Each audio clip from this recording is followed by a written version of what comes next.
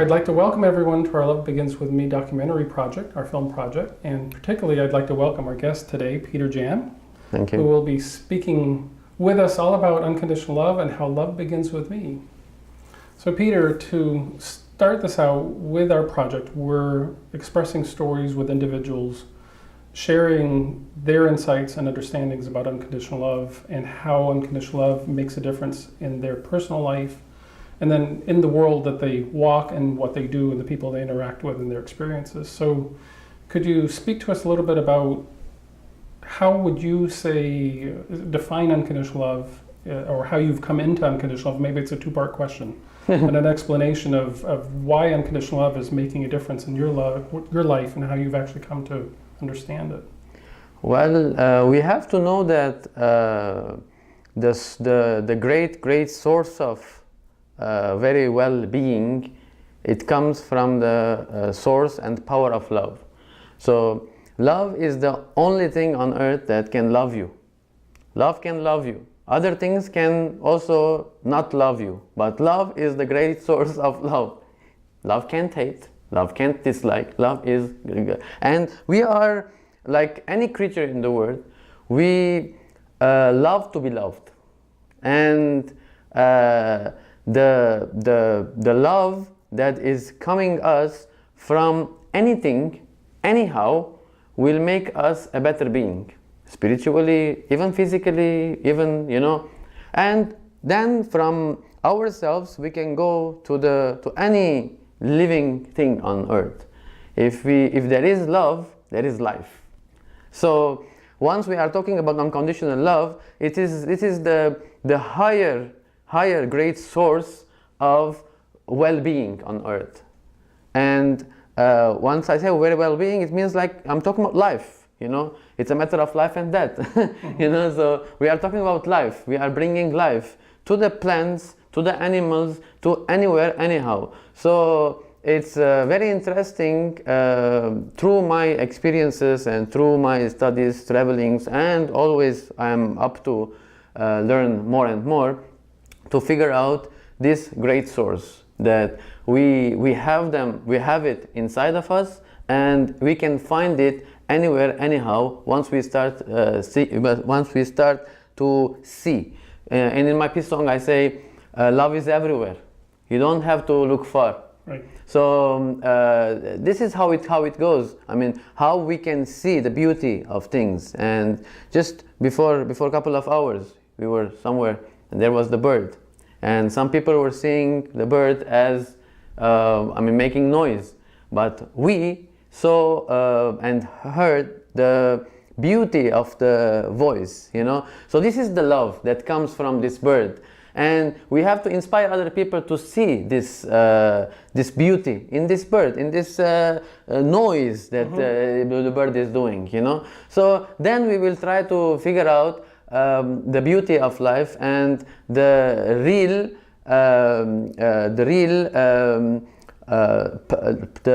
how precious life is with love, because without love there is lots of songs and poems says without love there is no life. Right. And without life there is no love also. So it's all completing each other. So I guess if we're going to talk about it, I can go on all the session talking about it, but I guess we have other questions also. Well, it brings a good question, because as we've known each other many years, and we understand very similar understanding about life and the importance of life and the preciousness of life.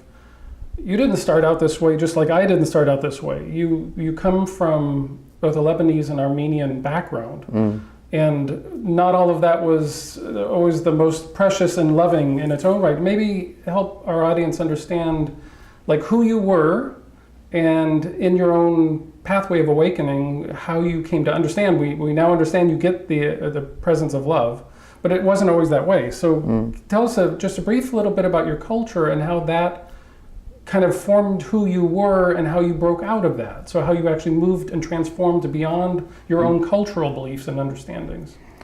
I will start with a quote. I wrote it on my past album, Love Loves You and We All Love You, my friend. In many interviews they ask me who are the we in it. We all love you. That we is, I mean, it's me, it's you, whoever want to be in the circle of love. First of all, I want to tell that before saying like I was, what I became through, and how I transformed. Even right now that I'm transformed and I'm transforming, it's always a challenge for us. We are human beings, you know. We can go on wrong ways. We can have wrong decisions. But at the same time, being awake every moment it's gonna be the key. You know, like if right now I'm not awake of what I'm saying, after 2-3 minutes, this is gonna be past. Right. So I'm creating my present for my nearest future. So this is the way that I see through the years. Like I was born in the Lebanese civil war in the 80s, and then I tried to grow up in this like modest family and like a town or city in Beirut, but we were just north of Beirut, and to grow up this like closed society, and then little by little trying to break this shell, you know, just to go out of it and try to see the world around, and then connecting the power of love within the shelter and out of the shelter, and then trying to figure out that about different purposes of life, let's say, and overall we can see that we need a power in life to survive, to be better every day, you know. And I try to figure out what it can be, you know. And always I read about like purpose of life is to be happy.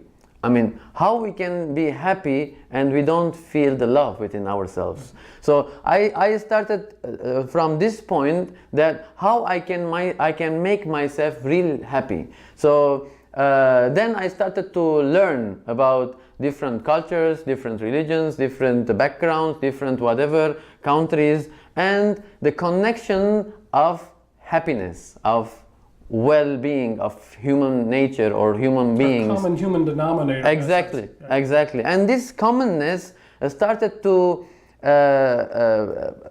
push me to dig more, you know. And the digging more, I reached to a point that no, there is a source, there is a power, and this source is the power of love. Where else we can talk also about the other side, the other source. Whatever negative things that we can think about, we can go back, and then we can see the power of fear, you know. So always in every moment we have a decision to make. Or we're gonna go to power of love and or power of fear. And actions of fear can't be actions of love, or the thoughts or actions or words or whatever. So every moment we must be awake of whatever we are saying, whatever we are thinking at first, to be out of love and out of unconditional love. And this needs acting and not reacting. Right. And I'm not gonna be like a philosopher now, I'm talking. I do sometimes reactions. Then I realize that, oh, this moment I should have I should have been I should give myself the chance. Give peace a chance. Mm-hmm. Give your mind a chance also to think. You know, this very moment that I'm gonna act or react. You know, if somebody cursed me, I should curse and fight, or I should say, why did you say this? You know, what did I do? Or if you did something, you can say sorry, and just everything finishes up. So in many workshops that I was speaking about extreme cases, and how this acting and reacting of mindfulness can change everything, and on the basis of power of love or power of fear. And wherever I see anybody carrying a gun, for example, I say, afraid, coward. If somebody doesn't have this fear, you know, that will not carry anything, you know. And so, you know that because you actually had that experience yourself. So you definitely, actually had the contrast. Definitely. So you know what it's like to, in other words, you didn't just wake up with all this love and understanding. You lived the constrained life of fear where you had bombs dropping around you and you carried a gun, and you moved into a transformation. In other words, many of the people around you have not made that transformation. Definitely. They don't realize today that there's still a choice, which is what you're speaking of. So in a way, your contrast of your upbringing and your culture also brought in an opportunity. And I guess really here what we're sharing is that everyone has this opportunity all the time. Yes. We just don't always know it. And individuals like you and I who know that we walked with reaction, we are now working from a standpoint of action and compassion and love, and it is making an extraordinary difference. Definitely, definitely. Well, if we talk about the Middle East, and especially about Lebanon, and next door in Syria there is war, and I kind of follow up if I want or I don't want, because I'm living there, I must follow up. And I see that there are lots of civilians, people, they are forced to carry guns. They are forced to be violent. They are forced to be in this circle that they don't want to be. So, and at every moment I try to put myself into them, because I told you in the 80s I was seeing guns and everything, and militias, everything around me. So then we try to see how we can change this, how we can change, we can save this. First of all, everything comes whenever we try to inspire the other to start to think what words we can say, in what position we can stand for, that these people can kind of realize that there can be always a way out. And it's not that the violence or carrying the gun or whatever, it's my dad used to tell me when I was a little kid, he used to tell me, if you carry a gun, you will die with a gun. So says the universe will react on you, like the karma. So I was like, right now when I was like in my travelings, I was thinking like, oh, then if I'm carrying the unconditional love, then I must live with the unconditional love. So, and I always say that I'm just maybe a little candlelight, if I light any other person around me, nothing will be like my light will not be less. Right. And at the same time, we will see that together we are making there. It's not a competition here, So I want to try to awaken, these people, that to give them this choice. So there is a choice always. There is, there is a will, there is a way. There is always hope. I have a new song that I'm writing. There is a hope, even for the hopeless. There is hope. So we try to live in their word and understand what they are true, but at the same time, what we do to them, to try to influence them. And next to the influencing, says we are at the same human level here, So and try to empower them to be out of this thing that they are into. And there is an understanding that in Middle East everybody wants war. It's not like that. The real reality of in the Middle East what's going on, it's like in a hospital. Can you go to a hospital and ask any patient, like, do you want to be well? Right. The Middle East is like a hospital, The people are patients, so they need help to be out of there.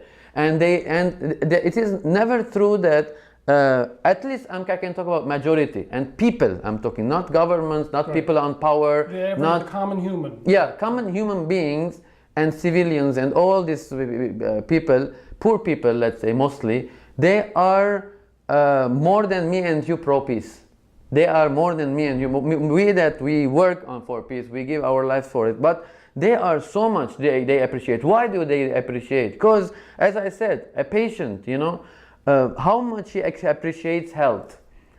More than the healthy person. Healthy person hasn't seen the illness, the sickness. But once we are sick, said, oh, I would do anything to be good, to be like in a good health. So this is the thing over there that I have lived inside the war. I know what does it mean war. That's why right now I try to go around the world and stand against wars and say that the war is never a solution, but peace. It never ever happened, even in history. If we read history, even the biggest wars that happened, in the end they came next to each other.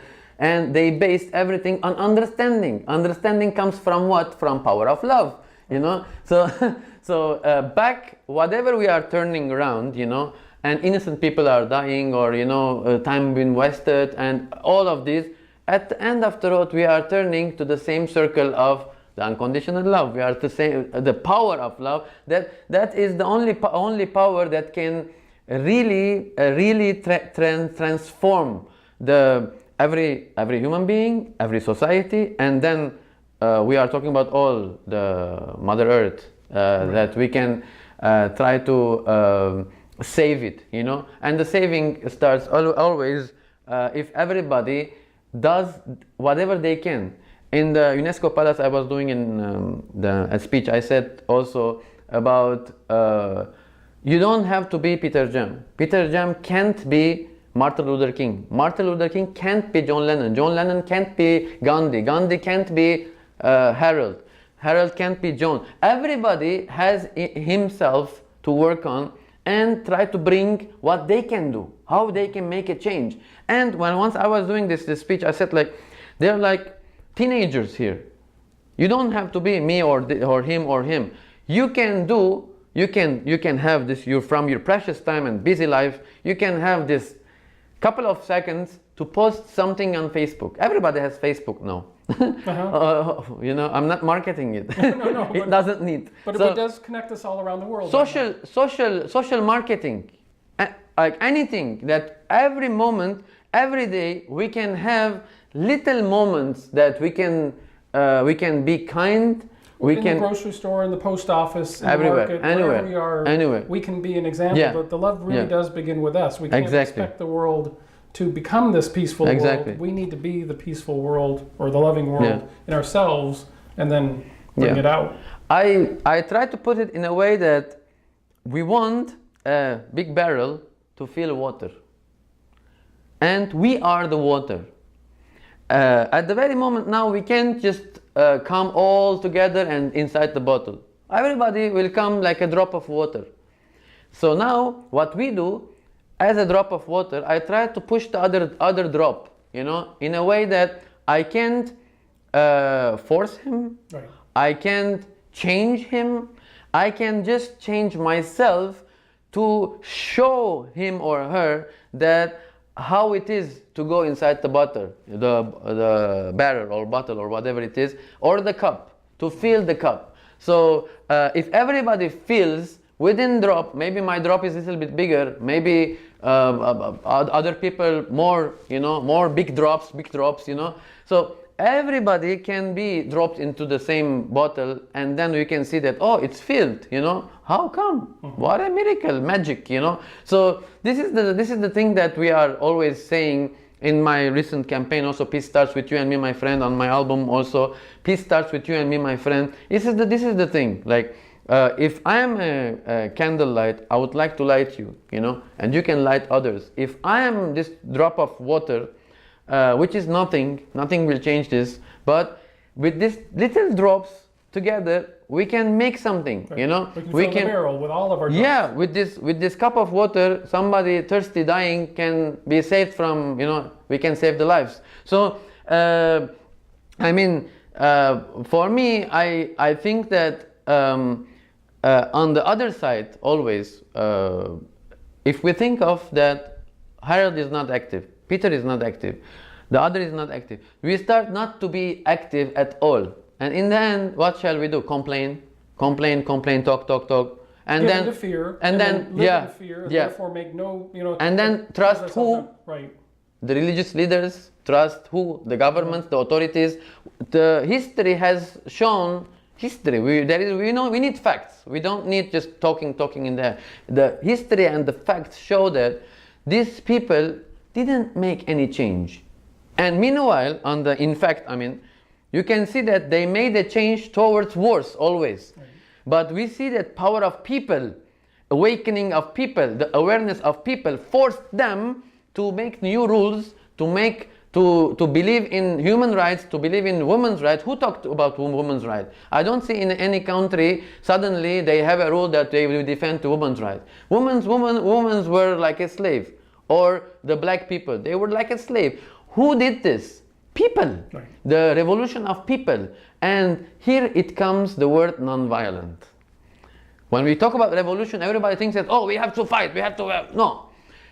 The violent revolutions, through the history, we have seen that if we are violent against the authorities and these people, they can be more violent than us. It's their job. We lose. Right. We lose the game. But if we are non-violent, then it means that they have no military power, they have no weapons that they can use. It's just like, it's just like civil power. So here it comes the power of unconditional love. Here it comes the power of unconditional love, how the people gathered together without any material force, they have the power of love. Because power of love is the truth. How much you hide the truth, it will come up. And it's eternal, it's universal, it's in us already. Exactly. So exactly. In your travels, as you're sharing your understandings and your peace campaigns, you're actually not just working within your own countries, and obviously you have challenges within your own country about what land is what, but you've chosen to go out, you've come to America, you've gone to Europe, you are choosing to be out there and being a power of love wherever you go. To kind of conclude this, kind of share with us very briefly how you're experiencing, when you're going into different cultures, you're actually seeing people realizing it's not a border, it's not a culture, it's not a society, it's one planet, it's one humanity. You're actually, in a way, reminding, inspiring, and at the same time, obviously people are attending your events and your presentations. You're seeing an effective change, that the people are actually waking up and realizing that it's not about us and them, it's just us. It's one big us, that one big barrel. With your travels, to kind of share as a conclusion, are you, share with us from the standpoint that you're seeing it actually transform, not just because you're there, but you're actually seeing that the people that are showing up are transforming. Oh yeah, I mean, definitely. I can see this obvious change, let's say, which is a change that we can call it transformation. As I always talk about growing. Growing is a natural act that becomes a fact in life, that everything living in this world, in this planet, must be growing, even our own mind. If it's not growing, it means that, or it's not expanding, not learning something new, it just stands like, blocked, and we don't know how we're gonna live our lives. So once we are in this growing path, we need vitamins, minerals, all of these things that, all the earthly elements that make us help the growing section. So here it comes the work of Love Foundation or other foundations or NGOs or individuals like Peter Jam, like Harold, whoever he or she is, to give these minerals and vitamins to this growth. And I mean, I can sense, and everybody can see now, this global movement, let's say, of the people, pure people, that they understand now that, there is something called the source of love, and we have to act out of love, out of kindness, non-violence. I mean, there are lots of things that we can call, it comes from the source of love, that the people are now realizing and awakening and trying to do movement in every country. That's why whenever I'm in Germany, there is animal rights organization, Tierrecht Initiative Augsburg in Bavaria. And they do always campaigns, and they are always on the streets and in the festivals, to do this awakening of non-violence against animals. And then I go, for example, to Armenia. I can see over there other path of movement about Armenian genocide, how it is moving towards human rights, how it's going to take out the seeds of hatred and to plant the seeds of love, so that it can be pure, let's say, global form of understanding about humanity, that we should stop all this violence, genocides, wars, and come together, all the people, and form this oneness that our pains, our sorrows, as our happiness and our needs, our vitamins, our everything that we need, whether you are from wherever you come from which continent you come from which color you are, it's all the same. We have the same. Even recently, I mean, I was feeling about the animals, you know, how we are animal in the end, and then we can see how we are close to it. And then we can expand this circle of all the creatures in the world, how we are all one and how we need each other. Because I always say the purpose of life is to be happy, but happiness turns to joy when we share. So this, my dog, when he shares the love with me, it's not that just like I love myself, he loves himself. When we come together, there is a joy, higher spirituality in happiness that we can't express. You know, it's a joy. So if we live in this joy, it comes only from the power of unconditional love. And say in the same song, I say, I see love in the eyes of my dog. You know, this is unconditional love. If I feed them or not, he's giving me this love. So I study from it. I try to study from everywhere, from anywhere, about the power, the energy of love that comes. Once we open our eyes and also our brain, and at the same time our heart, because our heart and our mind, they work together, they are not separate. People try to market they are separate things. Do you follow your heart? No, they complete each other. If you follow one of them, you are in the wrong path. You have to combine them, because both of them you have it within yourself. And only the power of love, unconditional love, can combine them together. And then we will see that how we are comfortable with ourselves and how we can spread this comfort around us. And we can just see the beauty around us, the beauty of the nature, of the people, of whatever is coming. And at the other side, we are being realistic, not being only optimistic in the air. We are living in the clouds. No. At the same time, we are seeing the sorrow of the people, the pain of the people, and we're going to be next to them. And we're going to say that there is a path now we can take. There is a power that we can take. We can give you, or we can inspire you, that we join all together, and then we're going to start feeling what we were talking about transformation, of making the world a better place. So everything is starting within me, within you, within others, and combining all together. It's group, the bigger group. As you were telling me in the car about Love Foundation, for 15 years, how many countries, how many activists. Now you can see, you know, after 15, and the same goes on all these global organizations like goodwill organizations and individuals. And there is one thing about me, that whenever I travel, I don't sleep in the hotels. Usually I'm with the people. I want to be with the people. I want to live I mean, even on a couch I can sleep. The most important thing in my mission is I want to understand. I want to dive into their world and my world, to try to find the link and try to see how we can inspire each other, so that we can feel this energy of love between each other's words.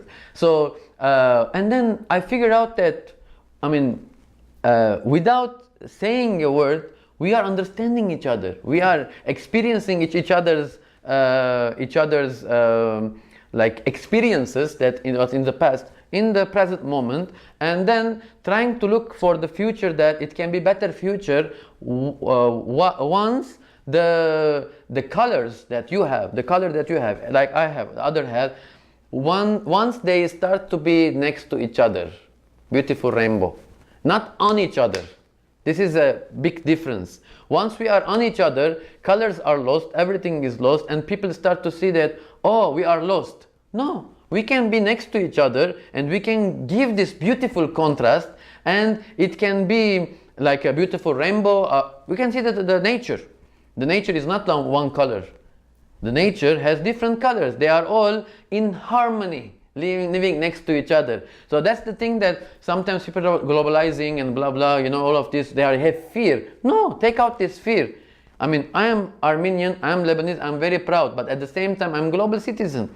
I can come and talk to your language and be next to you, but that doesn't mean that I'm forgetting or leaving what I have in my culture or whatever. I can bring my culture, you can bring, we can reflect on each other, and then the colors will shine in a way that nobody can imagine. So this is the way that I always think, and I always feel, and I always express and act in the end to reach to a point that people are living next to each other in peace. How does this happen? This can happen only through understanding each other, that I don't have any fear from you, don't have any fear from me, so we can be next to each other, we can learn from each other, we can shine on each other, and then we can live in this unconditional love that we are giving and taking from each other, and then we can see that the world is turning into heaven.